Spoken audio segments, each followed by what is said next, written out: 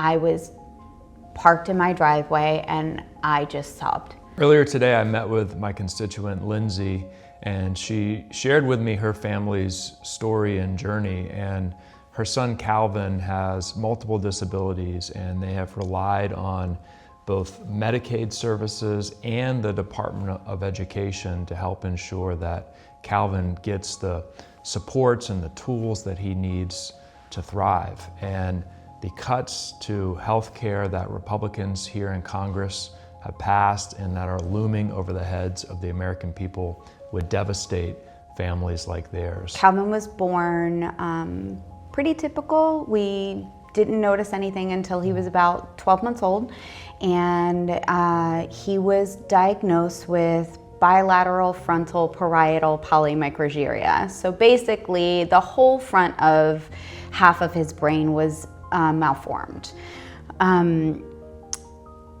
Medicaid has been such an integral part for Calvin to live in his community. We immediately started with early intervention services because of his age, which, thanks to Medicaid and the Department of Education, paid for those services and monitored his growth and his development. At 2.5, he went into a preschool program, and at that point, we were told that Calvin may never walk or talk, but they just didn't know because the brain can reroute itself. He was so young, this is how he was born, so just throw everything you can at him, and the possibilities could be endless. How did you feel when you learned about the bill here in Congress to cut $1 trillion from Medicaid? As I was pulling into my driveway, they passed the bill the second time, which made it into law, and they started to cheer. And I was parked in my driveway and I just sobbed.